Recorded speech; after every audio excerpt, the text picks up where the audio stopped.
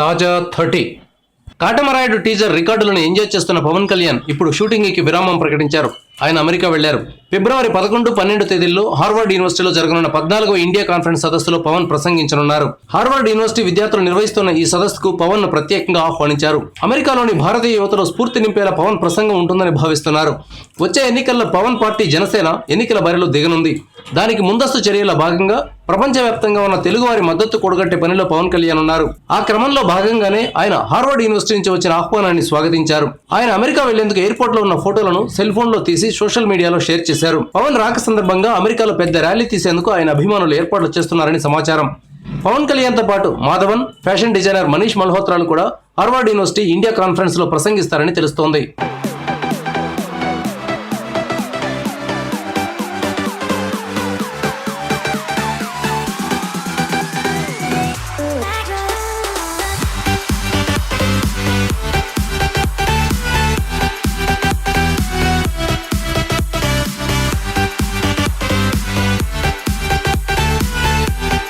Thank you viewers.